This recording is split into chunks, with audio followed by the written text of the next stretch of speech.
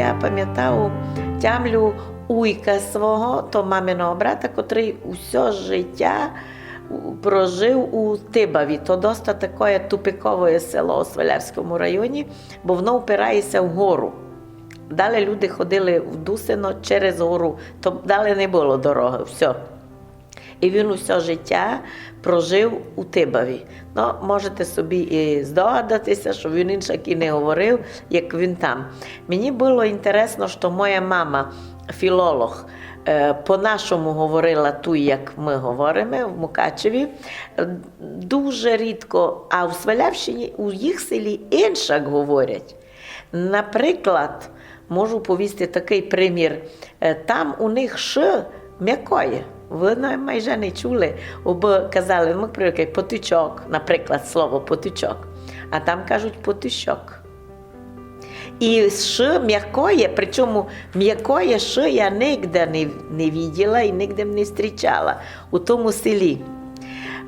Там якось, наприклад, таке слово, як ми казали, неборе, ну ми всі знаємо, як говоримо, неборе, а коли, або в нас до дівки я й не знала, як казали.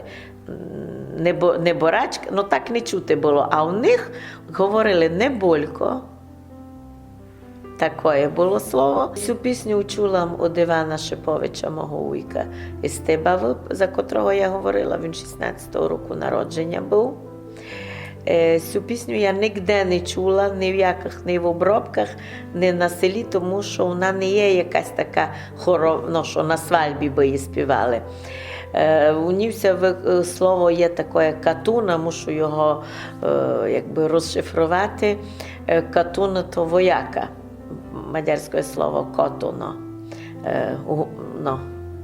воєнний.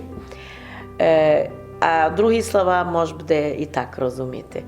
Вона має дуже такий ритм, що чоловік, котрий не готовий і не може себе приспособити, як то лише соліст може так співати, а другі, я не знаю, це танцювали, в той час щось таке було. Ну, я ten куплет можу наспівати. Йдеме, мила в катуну, йдеме, та Бог знає, милосердний, колися вернеме. Та Бог знає, милосердний, колися вернеме.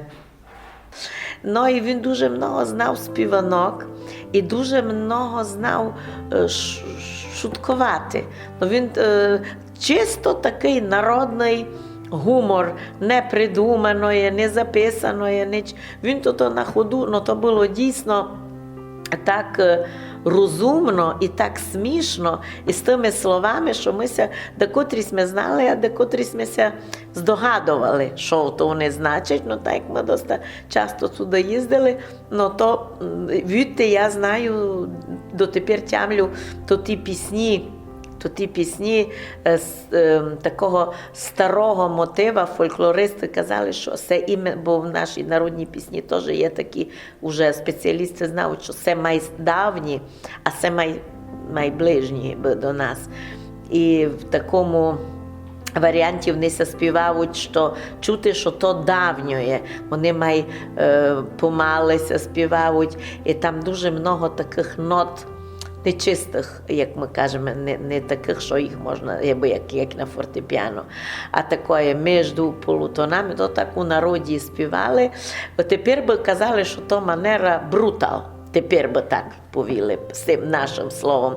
А то було просто мало грубо, або дуже там такі слова були, що люди моглися і задумати, і заплакати, і засміятися. Ну і то такий був чоловік, я другого такого не зустрічала. Він казав, уже перед тим, як хворий був, останній раз його мама бачила, це з її слів уже кажу. Він каже, так скоро життя пройшло, та би двері утворив і запер. Не запер, а запер. Це так він говорив, таке. Є пословиця така, що як там життя скоро проходить, ми знаємо, много таких пословиць є, що якое коротке життя. А це він собі, я не думав, що він у книжці прочитав, просто є й пісні такі похожі, і він собі так думав, каже, так життя пройшло скоро, та й би двері утворив і запер. І життя пройшло.